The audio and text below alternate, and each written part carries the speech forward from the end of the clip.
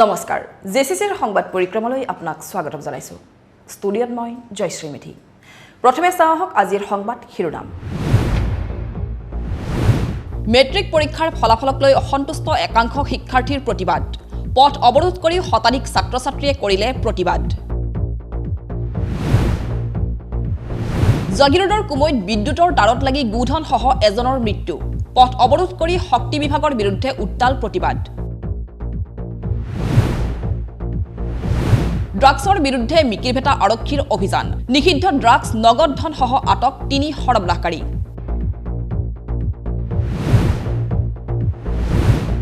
লাহৰিঘাটত জাললুট তৈয়াৰ কৰা ৩ অভিযুক্তক জেললৈ প্ৰেৰণ আৰক্ষীয়ে এই চক্ৰটোৰ লগতে গ্ৰেপ্তাৰ কৰিছে নিচাজাতীয় দ্ৰব্য সৰবৰাহকাৰীক এতিয়া চাওক বাতৰি বিস্তৃত ৰূপত পৰীক্ষাবিহীন মেট্ৰিক পৰীক্ষাৰ ফলাফলক লৈ অসন্তুষ্ট ছাত্ৰ-ছাত্ৰীৰ প্ৰতিবাদ জাগিৰোডৰ কেইবাখনো বিদ্যালয়ৰ অনুতীৰ্ণ ছাত্ৰ-ছাত্ৰীয়ে আনকি মঙলবাৰে পথ অৱৰোধ কৰিও এক উত্তপ্ত পৰিস্থিতিৰ সৃষ্টি কৰে বিদ্যালয় কৰ্তৃপক্ষ আৰু শিক্ষা বিভাগৰ বিৰুদ্ধেও ক্ষুভিত হৈ পৰে ছাত্ৰ-ছাত্ৰীসকল সদ্যঘোষিত হাইস্কুল শিক্ষান্ত পৰীক্ষাৰ ফলাফলক লৈ অসন্তুষ্ট ছাত্ৰ-ছাত্ৰীৰ প্ৰতিবাদ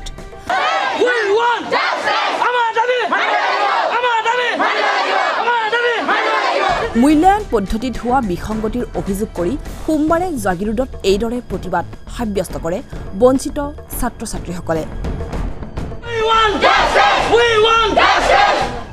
জাগিৰোড উচ্চতৰ মাধ্যমিক বিদ্যালয়ৰ এইসকল শিক্ষাৰ্থী আৰু অভিভাৱকে বিদ্যালয় কৰ্তৃপক্ষৰ বিৰুদ্ধে মুৰ্দাবাদ ধৰি দি উত্তাল প্ৰতিবাদ সাব্যস্ত কৰে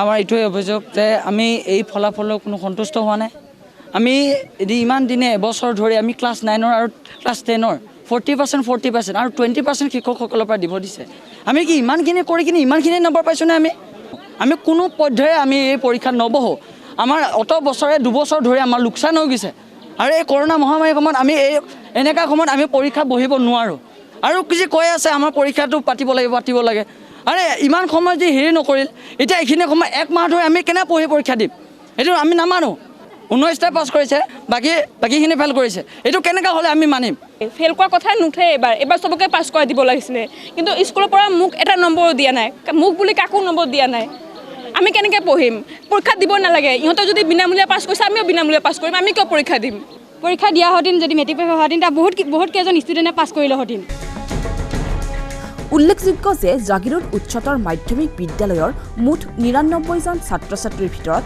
এইবাৰ মেট্ৰিক পৰীক্ষাৰ ফলত মাত্ৰ 19 জন শিক্ষাৰ্থীয়ে পাছ কৰে ইয়াকে লৈ বিদ্যালয়খনৰ অধ্যক্ষৰ বিৰুদ্ধে প্ৰতিবাদ মুখৰ হৈ পৰে তেওঁলোক কি হ'ল আমাৰ জাগিৰোড হায়াৰ ছেকেণ্ডাৰীত 99 পৰীক্ষা দিছিলে তাৰ ভিতৰত মাত্ৰ 19টাই পাছ কৰিছে কি ৰিজাল্ট আজিলৈকে মই এখন স্কুলৰ ষ্টুডেণ্টে আছিলোঁ আজিলৈকে মই জানা অৱস্থাত আজিলৈকে এনেকুৱা ৰিজাল্ট হোৱা নাই কিহৰ কাৰণে হ'ল কি কথা প্ৰিন্সিপালক আহিলোঁ প্ৰিন্সিপালক ক'লোঁ বোলে ছাৰ কি হৈছে বস্তুটো অলপ জানিব লাগিছিল কৈছে জানিব বোলে আপোনালোকক দায়িত্ব দিছে চৰকাৰে যে মাৰ্কশ্বিটটো বনাই পেলাই আপোনালোকে বৰ্ডক দিয়ক আপুনি কি দিছে কি হাতী ঘোঁৰা কি দিছে কি নাই বস্তুটো আমি চাব লাগে আমি গাৰ্জিয়ান হিচাপে বস্তুটো আমি চাব লাগে যে আপুনি কি পঠিয়াইছে কৈছে এইটোতো তেনেকুৱা নহয় বোলে কেনেকুৱা হ'ব বোলে আপুনি এপ্লিকেশ্যন দিব লাগিব বোলে ঠিক আছে এপ্লিকেশ্যন লৈ মই আহিছোঁ কাৰ ভুলৰ বাবে প্ৰিন্সিপালৰ ভুলৰ বাবে প্ৰিন্সিপালে যদি ইমানে ভাল ইমানে গাইড দিছে যে ল'ৰা ছোৱালী কেনেকৈ ফেইল কৰিছে এতিয়া কথা হ'ল বৰ্তমান কথা হ'ল পৰীক্ষাটো কোনো পধ্যেই ল'ৰা ছোৱালীয়ে নবহে 1 মাহত এই কৰোণা কালত ল'ৰা ছোৱালীৰ লাইফ বৰবাদ হৈ গৈছে ইফালে বিদ্যালয় কৰ্তৃপক্ষ আৰু শিক্ষা বিভাগৰ বিৰুদ্ধে সৰব জাগিৰোডৰ কেইবাখনো বিদ্যালয়ৰ শতাধিক ছাত্ৰ-ছাত্ৰীয়ে মঙলবাৰে পথ অৱৰোধ কৰি তীব্ৰ প্ৰতিবাদ সাব্যস্ত কৰে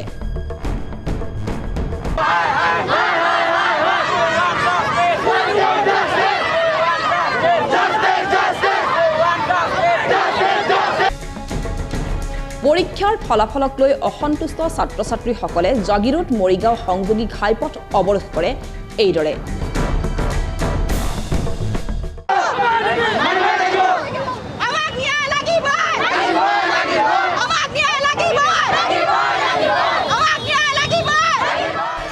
অনুতীৰ্ণ শিক্ষাৰ্থীসকলে চৰকাৰৰ বিৰুদ্ধে মুৰ্দাবাদ ধ্বনি দি উত্তাল প্ৰতিবাদ সাব্যস্ত কৰে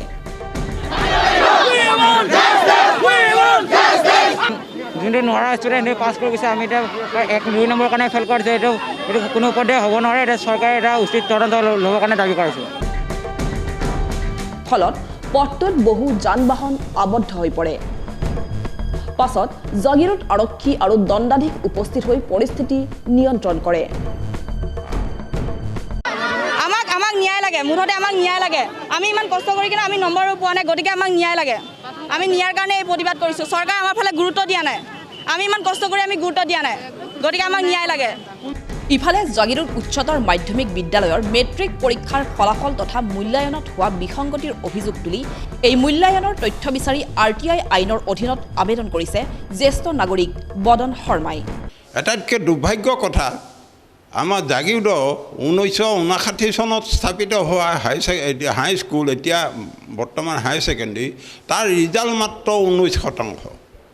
তাৰমানে 119 জন পাছ কৰিছে 99 জনৰ ভিতৰত 19 জন পাছ কৰিছে যিসকল বঞ্চিত বা ফেইল কৰিলে সেইসকল ষ্টুডেণ্টে আন্দোলন কৰি আছে কালি ৰাস্তাও অৱৰোধ কৰিছে আমাৰ জাগিৰোড হাই ছেকেণ্ডেৰী অধ্যক্ষ তেখেতে অধ্যক্ষ আসনত থকা একো নৈতিক অধিকাৰ নাই যিহেতুকে তেখেতসকলে লাখ লাখ টকা চৰকাৰী ধন দৰমহা খাইছে সৰ্বসাধাৰণ মানুহৰ টকাৰে তেওঁলোকে দৰমহা খাই আছে মূল্যাংকনত যথেষ্ট জালিয়াতি হৈছে ৰাজনৈতিক হেৰি হৈছে সেইবিলাক দেখি শুনি আমি যোৱাকালি আমি RTI কৰিলোঁ তেখেতৰ চৰকাৰী গাইডলাইন নাই অধ্যক্ষ ডাঙৰীয়া আপুনি এখন চাই লওক আপুনি সম্ভৱ এইখন দেখুৱাই দিছোঁ এইখন গাইডলাইন অসম চৰকাৰৰ আপুনি মোলৈ এঘণ্টা আগত এখন চিঠি দিছিলে যে আমাৰ হাতত SOP নাই অসম চৰকাৰ কিহৰ ভিত্তিত আপুনি মূল্যাংকন কৰিলে গতিকে আপোনাক আমি প্ৰত্যাহ্বান জনাইছোঁ আৰু আমি আইনৰ সহায়ো ল'বলৈ বাধ্য হ'ম আপুনি যদি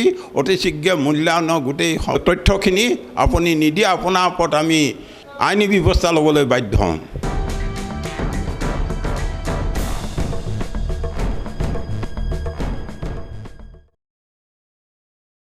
কৃত্ৰিম বানে জুৰুলা কৰিছে সোণাপুৰৰ নয়ননগৰবাসীক এজাক বৰষুণতে উপচি পৰে অঞ্চলটো দীৰ্ঘদিন ধৰি সংশ্লিষ্ট কৰ্তৃপক্ষক কৃত্ৰিম বান ৰোধৰ দাবী কৰি আহিছে যদিও সুফল পোৱা নাই অঞ্চলবাসীয়ে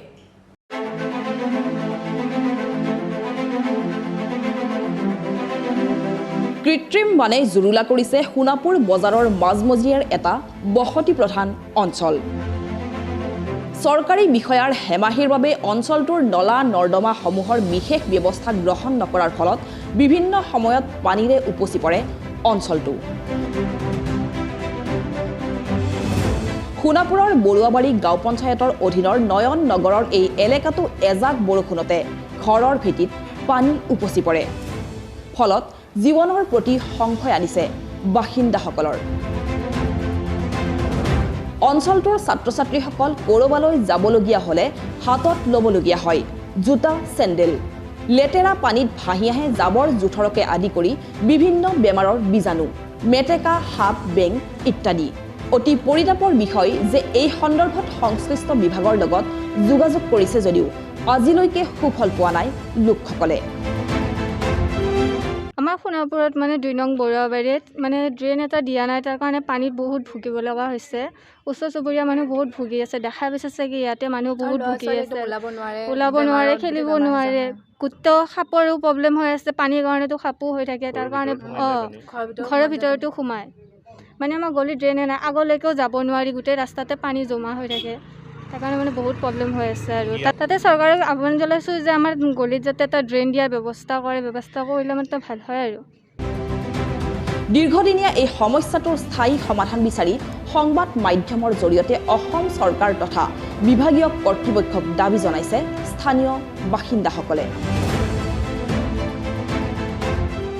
আজি 6 মাহ বৰষুণ দিলে 6 মাহ 3 মাহ এনেকৈ পানী থাকে নালা চালা নাই বৰ অসুবিধা হয় স্কুল যাবৰ কাৰণে আমাৰো অসুবিধা হয় পানী ফুচকাৰি যাব লাগে অহা যোৱা ৰাস্তাখিনি এনেকৈ বন্ধ হৈ যায় কি কৰিম আৰু উপায় নাপায় পানীতে থাকিব লাগে হয় জ্বৰ চৰ হয় চৰ্দি তৰ্দি হয় বৰি চৰি খুজাই থাকে কি কৰিম এইটো বেয়া পানী চৰকাৰক অনুৰোধ জনাইছে এইটোই এটা নালা চালা সুবিধা কৰি দিব লাগে পানীখিনি যাবৰ কাৰণে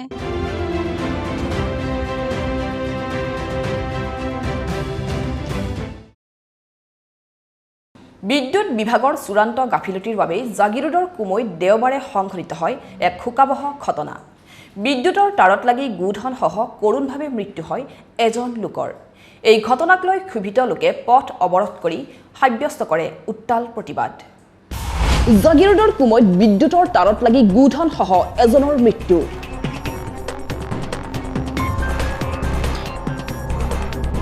পথ অৱৰোধ কৰি শক্তি বিভাগৰ বিৰুদ্ধে উত্তাল প্ৰতিবাদ।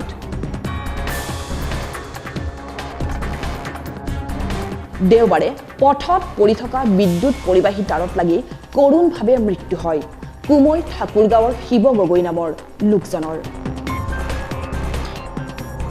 হাল বাবলৈ আহি পৰি থকা এডাল বিদ্যুৎৰ তাৰত লাগি মৃত্যু হয় লোকজনৰ। লোকজনৰ লগতে এটা গোধনৰো মৃত্যু হয় এই দুৰ্ঘটনাত। আজি আমাৰ কাৰণে বৰ এটা দুৰ্ভাগ্যজনক ঘটনা, মানে বিদ্যুৎ বিভাগৰ গাফিলতিৰ কাৰণে আজি এই ঘটনাটো ঘটিবলৈ পালে। কৃষি কৰ্মত জড়িত আমাৰ গাঁৱৰ শ্ৰী শিৱ গগৈ আছিলে। ৰাতিপুৱা আহিছিলে হাল বাবলৈ, গৰু হাল জুতি লৈ পেলাই। তাৰডাল পৰি আছিলে, গৰু সি অহা ৰাস্তাটোতে, গতিকে গৰুৱে মানুহে লাগি গ'ল তাৰত। খবৰ দিয়াৰ পিছতো বিদ্যুৎ বিভাগৰ এজনো লোক ঘটনাস্থলীত উপস্থিত হোৱাত বিভাগটোৰ বিৰুদ্ধে ক্ষুভিত হৈ পৰে স্থানীয় লোকসকল। ইলেক্ট্ৰিচিটি বোৰ্ডৰ মানুহ অহা নাই, চাবলগীয়া হ'লেতো গাফিলতি বুলি ক'ব লাগিব। এতিয়া এই ইলেক্ট্ৰিচিটিৰ কি কয় তাৰ ছিগি গৈছে, এতিয়া কিহৰ কাৰণে ছিগিছে? ইয়াতে যিমানবোৰ গছ গছনি আছে এইবিলাকতো কাটা নাই ন, তেওঁলোকে চাফা চুফা কৰা নাই, গতিকে সেইটো কাৰণত হয়তো এনেকুৱা হৈছে। শক্তি বিভাগৰ চূড়ান্ত গাফিলতিৰ বাবেই এই অঘটন সংঘটিত হোৱাৰ অভিযোগ কৰি অঞ্চলটোৰ ক্ষুভিত লোকে পথ অৱৰোধ কৰি এক উত্তাল প্ৰতিবাদ সাব্যস্ত কৰে।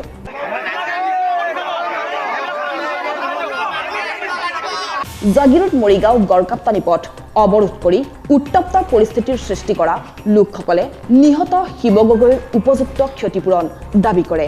পৰিয়ালটো কি হ'ব? দুজনী ছোৱালী, এজনী বা হায়াৰ ছেকেণ্ডেৰী ফাৰ্ষ্ট ডিভিজনত পাছ কৰিছে। শক্তি বিভাগৰ মানুহে ৰাতিপুৱাৰ পৰা এতিয়ালৈ কোনো নাই। পৰিয়ালৰ ক্ষতিপূৰণ বিচাৰিছে, উচিত ক্ষতিপূৰণ এটা দিব লাগিব। পৰিস্থিতি নিয়ন্ত্ৰণৰ চেষ্টা কৰা আৰক্ষীৰ সন্মুখতে লোকসকলে কামত গাফিলতি কৰা শক্তি বিভাগৰ একাংশ কৰ্মচাৰীৰ বিৰুদ্ধে তৰ্জন গৰ্জন কৰা পৰিলক্ষিত হয় আৰু বিভাগটোৰ এনে কৰ্মচাৰীৰ উচিত শাস্তি দাবী কৰে।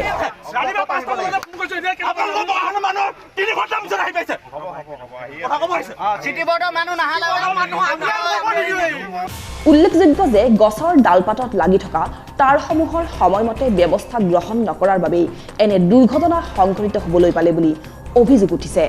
পাছত বিদ্যুৎ বিভাগৰ এজন কনিষ্ঠ অভিযন্তা স্থানীয় দণ্ডাধীশসহ অৱৰোধস্থলীত উপস্থিত হৈ লোকজনৰ চৰকাৰী নিয়ম অনুসৰি ক্ষতিপূৰণ দিয়াৰ কথা ব্যক্ত কৰে। ৰিপৰ্টটো আপোনাৰ আমাৰ CO ছাৰলৈ যাব, GM ছাৰলৈ যাব, CGM ছাৰ, নেক্সট আকৌ এই আপোনাৰ ছিনিয়ৰ ইলেক্ট্ৰিকেল ইনস্পেক্টৰ অফিচ, তেওঁলোকে এটা ইনকুৱাৰী কৰিব, তেওঁলোকেও ৰিপৰ্ট দিব, কম্পেনচেশ্যনটো পাব। ইফালে এই ঘটনাত মৃত্যু হোৱা শিৱ গগৈৰ আত্মীয়লৈ APDCL আগবঢ়াইছে আৰ্থিক সাহায্য।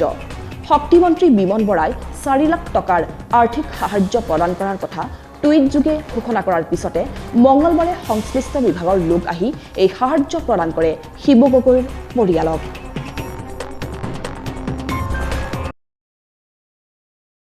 মিজোৰাম আৰক্ষীৰ গুলীত আহত ভুৰাগাঁৱৰ ৰামজী চৌহানৰ ঘৰত দেওবাৰে চৰকাৰৰ দলীয় বিধায়কসহ প্ৰতিনিধিৰ দল উপস্থিত। বুকুত গুলী লগা ৰামজী এতিয়াও চিকিৎসাধীন। মিজোৰাম সীমান্তত গুলীবিদ্ধ ভুৰাগাঁৱৰ বাসিন্দা তথা অসম আৰক্ষীৰ ABSI ৰামজীৰ পৰিয়ালৰ ঘৰত দেওবাৰে উপস্থিত হয় এগৰাকী বিধায়কসহ বিজেপিৰ দলীয় নেতৃত্ব। অসম চৰকাৰৰ হৈ বিজেপিৰ ৰাজ্যিক উপসভাপতি ৰতন তেৰণ, সম্পাদক দীপ্লুৰঞ্জন শৰ্মা, ৰাজ্যিক মুখপাত্ৰ দেৱজিৎ মহন্ত, মৰিগাঁও সমষ্টিৰ বিধায়ক ৰমাকান্ত দেউৰী, মৰিগাঁও জিলা বিজেপিৰ সভাপতি প্ৰবীণ মেধি, জিলা সাধাৰণ সম্পাদকদ্বয় নিৰ্মল কোঁৱৰ আৰু ৰামপ্ৰসাদ চৌহানসহ এটি সজাতি দলে খবৰ ল'লেহি ভুৰাগাঁৱৰ ৰামজী চৌহানৰ পৰিয়ালৰ। উল্লেখযোগ্য যে ৰামজী চৌহানৰ পৰিয়ালে এজন পুত্ৰৰ চাকৰিৰ বাবে চৰকাৰৰ প্ৰতিনিধি দলটোক দাবী জনায়। তেখেত ক'লে চিন্তা কৰিব কথা নাই, ট্ৰিটমেণ্ট ভাল হৈ আছে, চুগাৰটো কমিলে অপাৰেশ্যনটো হ'ব। বুকুত লাগিছে, এতিয়া ওলোৱাই নাই চুগাৰ কাৰণে। মোৰ দাবী এইটোৱে আছে, মানুহটো ভাল হওক, সুস্থ হৈ ঘৰত আহিলে, সেইটোৱে গৰাখহনীয়া। এতিয়া মানুহ আমালোকে চাকৰিৰ ওপৰত চলি আছোঁ, এটা লাগে। 2টা ল'ৰা বেকাৰ ঘৰত আছে, দেউতা চাকৰিত বহি খাই আছে। এই 4-5 মাহ আছে। আনহাতে এই বিষয়টো মুখ্যমন্ত্ৰীক অৱগত কৰিব বুলি দলটোৱে সাংবাদিকৰ আগত উল্লেখ কৰে। ইফালে অহা ডিচেম্বৰ মাহত অৱসৰৰ দিন আছিল আৰক্ষী বিষয়াগৰাকীৰ। বুকুত গুলী লাগি GMCHত আজিও চিকিৎসাধীন হৈ আছে ৰামজীৰ বুকুৰ পৰা এতিয়াও উলিয়াব পৰা নাই গুলী।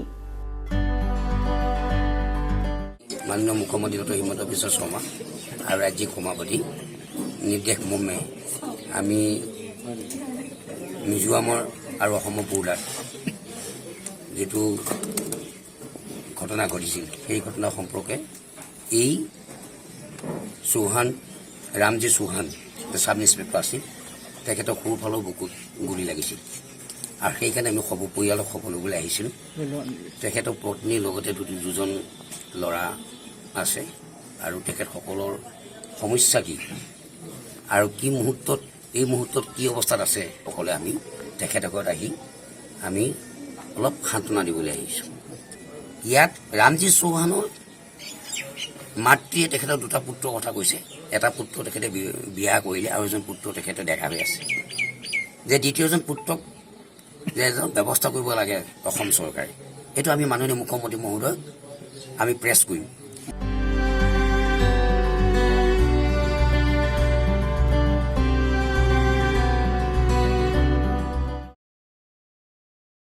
মৰিগাঁও জিলাৰ মিকিৰভেটাত আটক 3 ড্ৰাগছ সৰবৰাহকাৰী। ৰাজ্যত ড্ৰাগছ বিৰোধী অভিযান অব্যাহত থকাৰ সময়তে মিকিৰভেটা আৰক্ষীয়ে শনিবাৰে নিশা এই 3 ড্ৰাগছ সৰবৰাহকাৰীৰ কবলৰ পৰা নগদ ধনসহ সন্দেহযুক্ত ড্ৰাগছ জব্দ কৰিবলৈ সক্ষম হয়।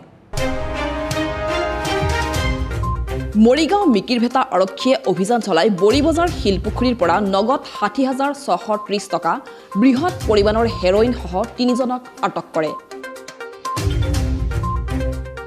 শনিবাৰে নিশা মৰিগাঁও জিলা আৰক্ষী অধীক্ষকৰ নিৰ্দেশ মৰ্মে মিকিৰভেটা আৰক্ষীয়ে চলায় এই অভিযান। আৰক্ষীয়ে প্ৰথমে হাৰুণ ৰছিদ নামৰ ড্ৰাগছ ব্যৱসায়ীজনক আটক কৰি তেওঁৰ পৰা নগদ 54,500 টকা আৰু 14 গ্ৰাম হেৰইন জব্দ কৰে। লগতে হাৰুণ ৰছিদৰ সহযোগী আন 2 ব্যৱসায়ী বাপ্পি সেন আৰু আজিজুল হককো আটক কৰাৰ লগতে 2জনৰ পৰা ড্ৰাগছ ভৰ্তি 5টা কণ্টেইনাৰ আৰু 6,130 টকা জব্দ কৰিবলৈ সক্ষম হয়। লগতে ব্যৱসায়ী কেইজনে ব্যৱহাৰ কৰা এখন ৰয়েল এনফিল্ড বাইকো জব্দ কৰে আৰক্ষীয়ে। বৰিবজাৰ থানাৰ অন্তৰ্গত শিলপুখুৰী এলেকাত আমি এটা ড্ৰাগছ বিৰোধী অভিযান চলাইছিলোঁ। উক্ত অভিযানটো মৰিগাঁও ABI মহোদয় আৰু আমাৰ মিকিৰভেটা আৰক্ষী থানাৰ সহযোগত চলোৱা হৈছিল। উক্ত অভিযানত আমি এজন ব্যক্তি, তেওঁৰ নাম হ'ল হাৰুণ ৰছিদ, তেওঁক আমি কৰায়ত্ব কৰিবলৈ সক্ষম হওঁ। তেওঁৰ পৰা আমি এটা চাবোনৰ বাকচ ভৰ্তি ছাছপেক্টেড হিৰইনৰ পেকেট জব্দ কৰোঁ। তাত জোখমাখ কৰি আমি প্ৰায় 14 গ্ৰাম হিৰইন আমি ছাছপেক্টেড হিৰইন পাওঁ। লগতে তেওঁৰ লগত লৈ তেওঁৰ ঘৰ চাৰ্চ কৰোঁতে তেওঁৰ ঘৰৰ পৰা আমি নগদ 54,500 টকা উদ্ধাৰ কৰিবলৈ সক্ষম হওঁ আৰু 3টা খালী কণ্টেইনাৰ আমি পাওঁ। ইয়াৰ পিছত তেওঁক ভালদৰে সোধপোছ কৰাত তেওঁৰ লগত দীৰ্ঘদিনৰ পৰা ব্যৱসায় চলাই থকা অন্য 2জন সহযোগী ব্যক্তিক আমি কৰায়ত্ব কৰিবলৈ সক্ষম হওঁ। তেওঁলোক ক্ৰমে শ্ৰী বাপ্পি সেন আৰু শ্ৰী আজিজুল হক। তেওঁলোকৰ পৰাও আমি 5টা সন্দেহযুক্ত হিৰইন ভৰ্তি কণ্টেইনাৰ আমি পাওঁ। লগতে তেওঁলোকৰ পৰা 6,130 টকা জব্দ কৰিবলৈ সক্ষম হওঁ।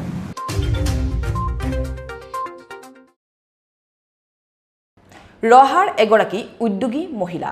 কহিগুৰিৰ মালতী হাজৰিকা নামৰ উদ্যমী মহিলাগৰাকীয়ে কাল কৰোনাৰ মাজতে জীৱিকাৰ বাবে গ্ৰহণ কৰিছে প্ৰশংসনীয় পদক্ষেপ। নগাঁও মৰিগাঁও সংযোগী পথৰ কহিগুৰিত এখন ৰেষ্টুৰেণ্ট খুলি নিজৰ লগতে আন বহুজনক কৰ্মসংস্থাপন দিবলৈ সক্ষম হোৱা মহিলাগৰাকী এতিয়া বহুতৰে আদৰ্শ হৈ পৰিছে।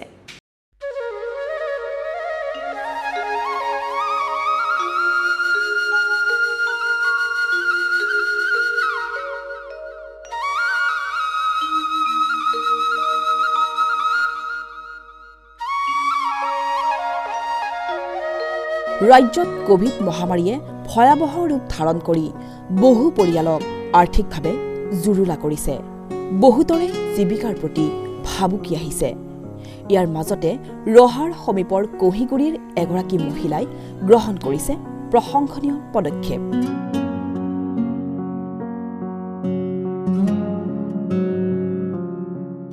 জীৱিকাৰ বাবে কোভিডসৃষ্ট পৰিৱেশৰ মাজতে মহিলাগৰাকীয়ে সাহসেৰে নামি পৰিছে জীৱন সংগ্ৰামত।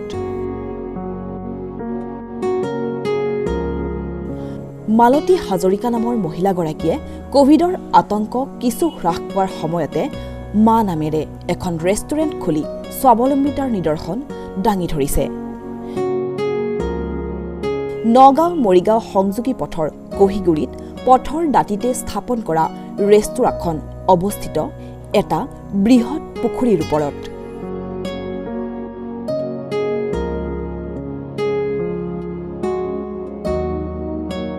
প্ৰায় 5 মাহ আগেয়ে স্থাপন কৰা হৈছিল ৰেষ্টুৰাখন, কিন্তু কোভিডসৃষ্ট পৰিৱেশৰ বাবে বন্ধ থকা ৰেষ্টুৰাখন পুনৰ আৰম্ভ কৰা হৈছে।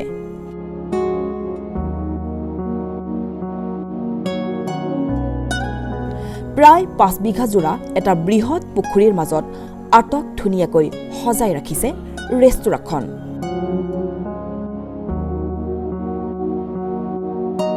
ৰেষ্টুৰাখনত আছে আধুনিক নৌকা বিহাৰ আৰু বৰশী বোৱাৰ ব্যৱস্থাও। মনোমোহা ৰেষ্টুৰাখনলৈ এতিয়া বিভিন্ন লোকৰ আগমন ঘটিছে। কেৱল ইমানেই নহয়, বৃহৎ পুখুৰীটোত মৎস্য পালন, হাঁহ পালনো কৰে মালতী হাজৰিকাই। আৰু এইদৰে এতিয়া বিবাহিতা মহিলাগৰাকীয়ে নিজৰ লগতে আন 5জন লোককো কৰ্মসংস্থাপন দিবলৈ সক্ষম হৈছে। বৰ্তমানলৈকে সকলো খৰচ নিজাকৈ কৰা অসমীয়া বোৱাৰীগৰাকী বহু মহিলাৰ বাবে এতিয়া হৈ পৰিছে আদৰ্শ। এই ফিচাৰীটো আগৰ পৰা আছিলে, 5-6 বছৰ আগৰ পৰা আছিলে। তাৰপিছতে আমি হাঁহ পুহিলোঁ, ইয়াতে হাঁহৰ ফাৰ্ম এখন কৰিলোঁ। তাৰপৰা এতিয়া দেখিলোঁ ৰেষ্টুৰেণ্ট এখন ইয়াত চলিব, গতিকে ৰেষ্টুৰেণ্টখন খুলিলোঁ। ইয়াত এতিয়া বৰ্তমান 5জনমান কৰ্মচাৰী আছে। গোটেইকেইজন মিলি আমি কৰোঁ আৰু কামবিলাক। আৰু এতিয়া কোভিডৰ পৰিস্থিতিৰ বাবে ইমান আমাৰ ব্যৱসায়টো ভাল হোৱা নাই। প্ৰথম অৱস্থাত খোলোতে ঠিকেই আছিলে, বহুত ৰাইজে সঁহাৰি দিছিলে ইয়াত, কিন্তু এতিয়া ইমান কাষ্টমাৰ অলপ কমি গৈছে। আৰু হাতত যি পইচা আছিলে ৰেষ্টুৰেণ্টখনতে শেষ হ'ল। এতিয়া পুখুৰী পাৰবিলাক হৈ গৈছে, যদি চৰকাৰে এই ক্ষেত্ৰত অকণ সহায় কৰে বা এনেকুৱা ব্যৱসায়বিলাকক সহায় কৰে ভাল হ'ব।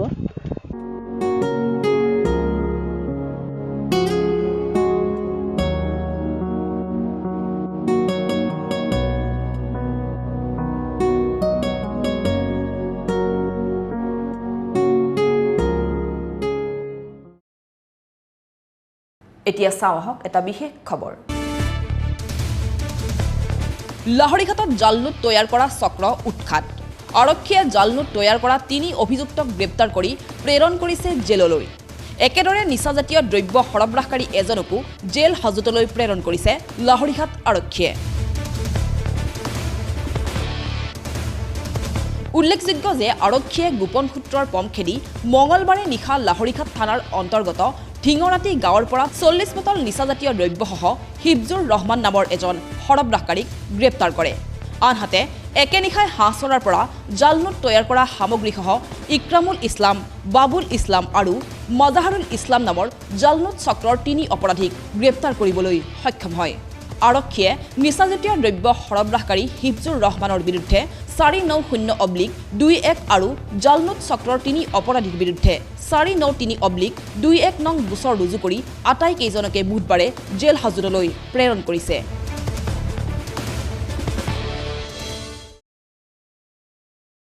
এতিয়া চাওঁ আহক সংক্ষিপ্ত ৰূপত কেইটামান বাতৰি।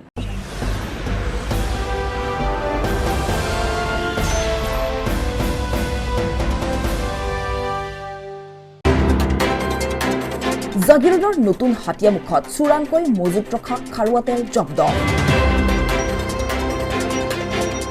সোমবাৰে জাগিৰোড আৰক্ষীয়ে নতুন হাতিয়ামুখ গাঁৱৰ মেঘলাল বড়ো নামৰ লোকজনৰ ঘৰত অভিযান চলাই অবৈধভাৱে মজুত ৰখা প্ৰায় 500 লিটাৰ পেট্ৰল ডিজেল জব্দ কৰিবলৈ সক্ষম হয়।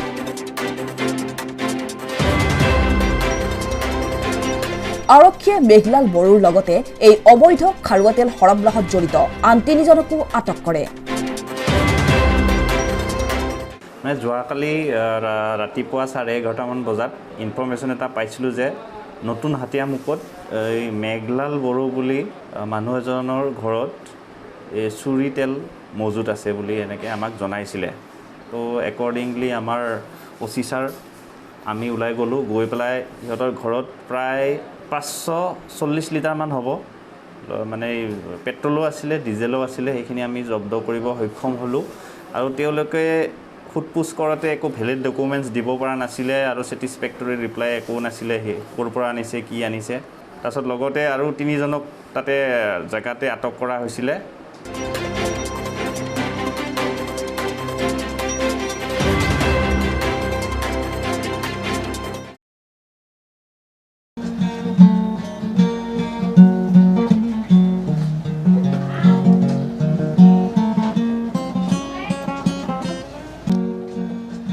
জাগিৰোডৰ এগৰাকী গীটাৰ বাদক, যাৰ গীটাৰৰ সুৰত আপুনিও হ'ব মন্ত্ৰমুগ্ধ। এসময়ত গীটাৰ বজাই তেওঁ জিনিছিল সংগীত অনুৰাগীৰ হৃদয়। সেইবাবে সংগীত জগতত তেওঁ লালুদা ৰূপে পৰিচিত।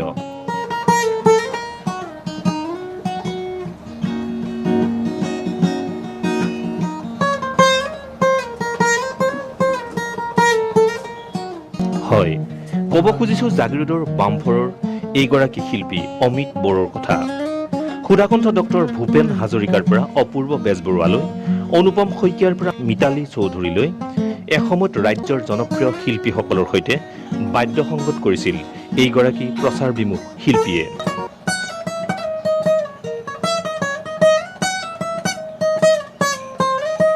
দুৰ্ভাগ্যবশতঃ 10 বছৰ পূৰ্বে এটা দুৰ্ঘটনাত পতিত হৈ তেওঁ হেৰুৱাই পেলাইছে জীৱনৰ ছন্দ। আনকি আৰ্থিক অনাটনৰ বাবে সম্পূৰ্ণ কৰিব নোৱাৰিলে চিকিৎসা, যাৰ বাবে তেওঁ আজিও খোজ কাঢ়িব নোৱাৰে।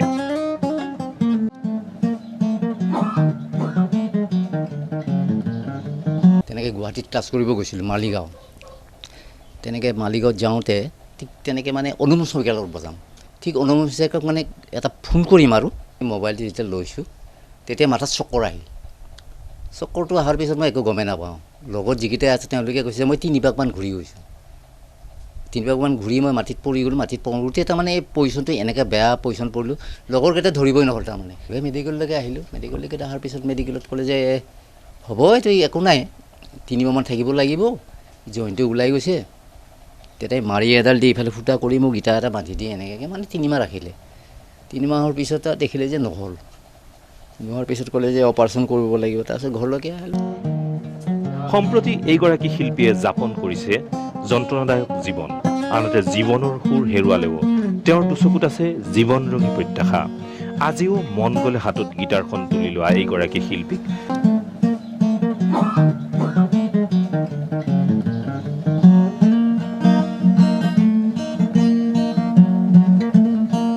বজোৱা বুলি কওঁতেতো এনেই সাধাৰণতে প্ৰায় গোটেইবিলাকৰ লগত বুলি ক'ব লাগিব। আগৰ পুৰণাখিনিৰ লগত অপূৰ্ব বেজবৰুৱাই হওক, হৃদিব্ৰতই হওক, মহানন্দ বেজবৰুৱাই হওক, এই মিতালী চৌধুৰী হওক, এইবিলাক গোটেইবিলাকৰ লগতে একেবাৰে কৰা আৰু তেনেকৈ গুৰু হিচাপে আমাৰ আছে জেপি দাস হ'ল। এইগৰাকী শিল্পীক হৃদয়বান লোকৰ এধানি সহায়ে হয়তো আকৌ এবাৰ জীৱনৰ গান গুণগুণাবলৈ দিব পাৰে অফুৰন্ত প্ৰেৰণা। অমিত বড়ো সংগীত জগতৰ মানুহখিনিয়ে লালুদা বুলিও জানে। মানে লালুদা বুলি ক'লে চবেও জানে আৰু অসমৰ ইমূৰৰ পৰা সিমূৰলৈকে যিমানবিলাক সংগীত জগতৰ মানুহ আছে তেওঁক জানে ভালকৈ। বাইলাক তেওঁৰ মানে কি হ'ল, এটা এক্সিডেণ্ট হৈ তেওঁ পৰি গ'ল, কিন্তু তেওঁৰ ট্ৰিটমেণ্টৰ অভাৱত আজি সি ঘৰত মানে বহি থাকিব লগা হৈছে। গতিকে ৰাইজৰ ফালৰ পৰা যদি ভাল সা সুবিধা, ৰাইজে যদি সহায় সহযোগ কৰে, চৰকাৰৰ ফালৰ পৰা যদি সহায় সহযোগ কৰে, নিশ্চয় মানুহজন আকৌ সুস্থ হ'বলৈ মানে এই নতুন ল'ৰা ছোৱালীক ভাল উৎসাহ দিব পাৰিব, সেই বুলি আমি ভাবোঁ আৰু।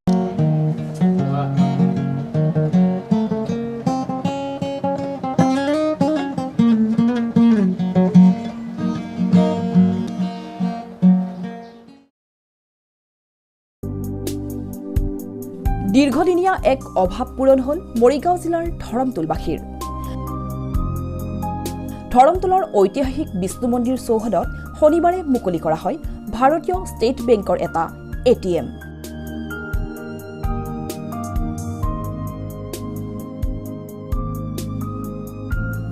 আনুষ্ঠানিকভাৱে এই ATMটো মুকলি কৰে ভাৰতীয় ষ্টেট বেংকৰ নৰ্থ ইষ্ট চাৰ্কুলৰ গুৱাহাটীস্থ চিফ জেনেৰেল মেনেজাৰ RS ৰমেশে। ATMটো মুকলি কৰি তেওঁ কয় যে মৰিগাঁও জিলাত মুঠ 19টা ATM আছে আৰু এই নতুন ATMটোৰ জৰিয়তে প্ৰায় 20খন গাঁৱৰ ৰাইজৰ লগতে ঐতিহাসিক বিষ্ণু মন্দিৰলৈ অহা ভক্তসকল আৰু 37নং ৰাষ্ট্ৰীয় ঘাইপথেৰে অহা যোৱা কৰা যাত্ৰীসকল উপকৃত হ'ব। मैं RS Ramesh chief general manager State Bank of India local head office Guwahati से आया हूँ। यहाँ आप एक ATM खुल रहे हैं। आसपास की जो 20 गांवों हैं और हाईवे में जो भी नागरिक यहाँ वाहन में जाते हैं और मंदिर में जो लोग आते हैं, ये सभी के सुविधा के लिए ये मोरीगांव डिस्ट्रिक्ट में 19th ATM है। और मैं सभी से ये रिक्वेस्ट करूँगा कि ये ATM आप ही का है, अच्छी तरफ से इसका देखभाल करके इसका आप लाभ उठाने के लिए मैं स्टेट बैंक ऑफ इंडिया की तरफ से आप सबको विनती करता हूँ। ये ATM यहाँ से आप कैश विड्रॉ कर सकते हैं, योनो कैश भी है यहाँ, आप डेबिट कार्ड के बिना भी यहाँ से कैश निकलवा सकते हैं। উল্লেখযোগ্য যে এই ATMটোত কাৰ্ড অবিহনে এটা বিশেষ এপৰ জৰিয়তে গ্ৰাহকে ধন উলিয়াব পৰা ব্যৱস্থা আছে। कार्ड के बिना योनो कैश कर सकते हैं हम। ये 100% सेफ है, इसमें कोई फ्रॉड होने की चांस ही नहीं है। এই কাৰ্যসূচীত বিষ্ণু মন্দিৰৰ বিষয়ববীয়াসকলৰ লগতে ভাৰতীয় ষ্টেট বেংকৰ নৰ্থ ইষ্ট চাৰ্কুলৰ জেনেৰেল মেনেজাৰ সুৰঞ্জনা দত্ত, ভাৰতীয় ষ্টেট বেংক গুৱাহাটী মণ্ডলৰ DGM মদন LS, নগাঁও মণ্ডলৰ ৰিজিয়নেল মেনেজাৰ ৰঞ্জিত দত্ত আদি উপস্থিত থাকে। ATMটো বহুত প্ৰয়োজন, এইখিনি যে বাসিন্দা তেওঁলোকৰ বাবে বহুত প্ৰয়োজন। আমাৰ ষ্টেট বেংক বহুত সুখী যে আমি আজি এটা ATM খুলি এই ৰাইজৰ বাবে সুবিধাটো আগবঢ়াব পাৰিছোঁ। আৰু বিশেষকৈ বেছি সুখী যে এই পুৰণিকালীন যিটো শ্ৰী বিষ্ণু মন্দিৰ আছে তাৰে চৌহদত আমি এই ATMটো খুলিব পাৰি বহুত সুখী হৈছোঁ।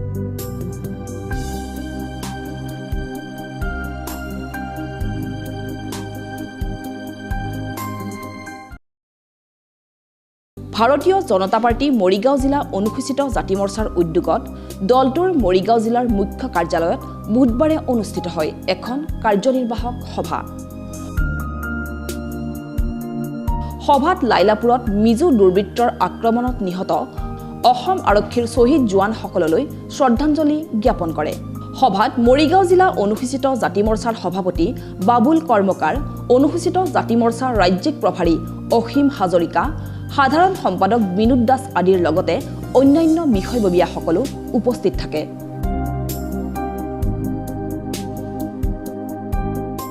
আমাৰ SC মৰ্চাৰ ৰাজ্যিক সভাপতি নামদ মেধিৰ নিৰ্দেশ মৰ্মে মই আজি মৰিগাঁও জিলা SC মৰ্চাৰ যি দ্বিতীয় কাৰ্যনিৰ্বাহক পাতিলে তাত উপস্থিত হৈ খুব ভাল লাগিলে। সকলো মণ্ডলৰ মানুহ উপস্থিত আছে, লগতে জিলাৰ সভাপতি SC মৰ্চা আমাৰ বাবুল কৰ্মকাৰ যিখিনি প্ৰচেষ্টা যিখিনি হ'ল খুব ভাল হ'ল। এই অনুষ্ঠানত ৰাজ্যিকৰ পৰা অহা আমাৰ জিলাৰ প্ৰভাৰী অসীম হাজৰিকা ডাঙৰীয়াক আমাৰ মৰিগাঁও জিলা তথা মৰিগাঁও জিলাৰ অন্তৰ্গত 11টা মণ্ডলত হৈ তেখেতক অশেষ ধন্যবাদ জ্ঞাপন কৰিছোঁ। আগন্তুক দিনত যাতে আমাক এনেকুৱা মাৰ্গদৰ্শন দি আমাক কাম কাজ কৰিবলৈ সহায় সহযোগিতা কৰে।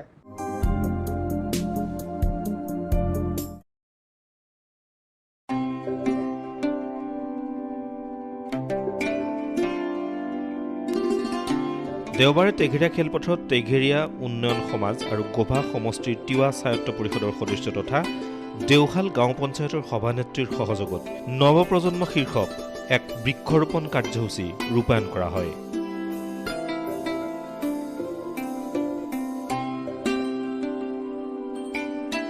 এই কাৰ্যসূচীৰ জৰিয়তে একাংশ নতুন প্ৰজন্মৰ দ্বাৰা প্ৰায় 200 গছপুলি ৰোপণ কৰা হয়।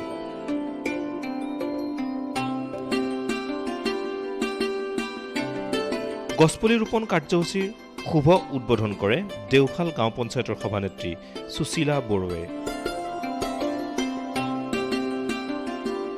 দেওশাল পঞ্চায়তৰ অন্তৰ্গত 7 নং টেকেৰিয়া খেলপথাৰত আজি যি গছপুলি ৰূপায়ণ কৰাত আজি মই ইয়াতে আহি উপভোগ কৰাৰ কাৰণে সৌভাগ্য বুলি ভাবিছোঁ। যিহেতুকে আমাৰ জাগীৰোড সমষ্টিৰ বিধায়ক তথা মন্ত্ৰী মহোদয়ৰ নেতৃত্ব আমাৰ যিটো বৃক্ষ ৰোপণ আপোনালোকে আহোঁতে যাওঁতে দেখিছে চাগে আমাৰ জাগীৰোডৰ পৰা আহতগুৰিলৈকে আমাৰ হাইৰোডত যিটো আমাৰ বৃক্ষ ৰোপণ কৰিছে। তো আজি আমাৰ টেকেৰিয়া উন্নয়ন সমিতি টেকেৰিয়া গাঁৱৰ যি খেলপথাৰত আমি 200 গছপুলি ৰূপায়ণ কৰিছোঁ।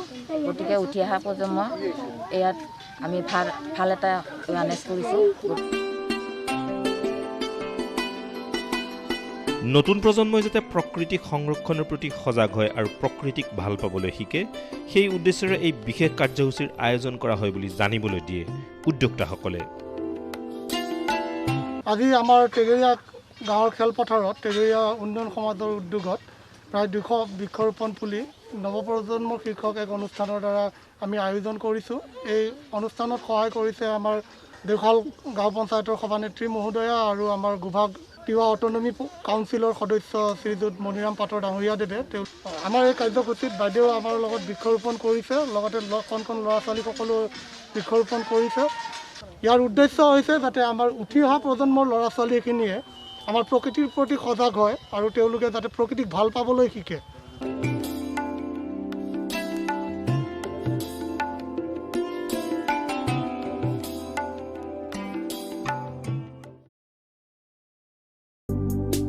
লাহৰীঘাটত শনিবাৰে জনস্বাস্থ্য কাৰিকৰী বিভাগৰ জল জীৱন মিছনৰ আঁচনি এখন উদ্বোধন কৰা হয়। আঁচনিখন উদ্বোধন কৰে লাহৰীঘাট সমষ্টিৰ বিধায়ক ডাক্তৰ আসিফ মহম্মদ নাজাৰে। জনস্বাস্থ্য কাৰিকৰী বিভাগৰ জল জীৱন মিছনৰ অধীনত ঘৰে ঘৰে পানী যোগানৰ লক্ষ্যৰে ৰাজ্যৰ আন প্ৰান্তৰ লগতে শনিবাৰে মৰিগাঁও জিলাৰ লাহৰীঘাটৰ অমৰাগুৰিতো পানী যোগান আঁচনিৰ অধীনস্থ হিতাধিকাৰীসকলক ব্যৱহাৰিক ঘৰুৱা পানী টেপ সংযোগৰ শুভ উদ্বোধন কৰা হয়। এই অনুষ্ঠানত মৰিগাঁও জিলাৰ অতিৰিক্ত উপায়ুক্ত অৰুন্ধতী নৰহমিপুন, লাহৰীঘাট ৰাজহ চক্ৰৰ চক্ৰ বিষয়া স্বৰাজ ভাৰত লাগাচু প্ৰমুখ্যে জনস্বাস্থ্য কাৰিকৰী বিভাগৰ বিষয়া কৰ্মচাৰীসকল উপস্থিত থাকে। নৰেন্দ্ৰ মোদী ডাঙৰীয়াই কোৱাৰ নিচিনাকৈ যাতে 2024 ভিতৰত প্ৰত্যেক ঘৰতে আমাৰ সাধাৰণ জনসাধাৰণে যিবোৰ মানুহ দৰিদ্ৰ সীমাৰেখাৰ তলত আছে, যিবোৰ মানুহে বিশুদ্ধ খোৱা পানী কিনিব নোৱাৰে, সিহঁতে যাতে বিশুদ্ধ খোৱা পানী পায় আৰু আমাৰ যিবোৰ স্কুল আছে আৰু অংগনবাদী চেণ্টাৰ আছে সেইবোৰত যিবোৰ কণ ছাত্ৰ ছাত্ৰীয়ে পঢ়ি আছে সিহঁতে যাতে বিশুদ্ধ খোৱা পানী পায়।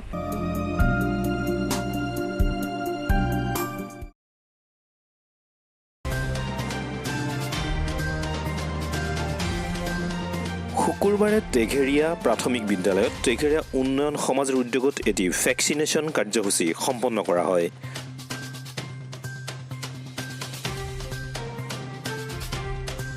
উক্ত ভেকচিনেশ্যন কাৰ্যসূচীত প্ৰায় 200 ব্যক্তিক টীকাকৰণৰ ব্যৱস্থা কৰা হৈছে।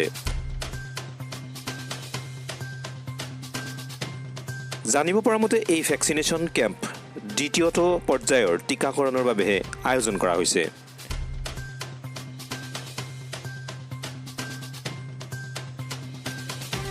আমাৰ টেঘেৰীয়া উন্নয়ন সমাজৰ উদ্যোগত আজি আমাৰ টেঘেৰীয়া প্ৰাথমিক বিদ্যালয়ত COVID-19 দ্বিতীয়টো শিবিৰ অনুষ্ঠিত কৰা হৈছে। আজি আমাৰ এই শিবিৰত 200 বেজী দিয়া হ'ব। আমাক ইয়াতে সহায় কৰিছে এণ্টায়াৰ টিম জাগীৰোড নকলা SHCৰ, আমি তেওঁলোকক ধন্যবাদ দিছোঁ। এতিয়ালৈকে আমাৰ প্ৰায় 70জনমান মানুহক ভেকচিনেশ্যন কৰা হৈছে। আমাৰ আৰু প্ৰায় 130 মান আছে ভেকচিনেশ্যন কৰিবৰ কাৰণে। এই ভেকচিনেশ্যনখিনি সমাপন হ'লে আমাৰ আজিৰ দিনটোৰ কাৰ্যসূচী সুচাৰুৰূপে সমাপন হ'ব বুলি আমি আশা কৰিছোঁ।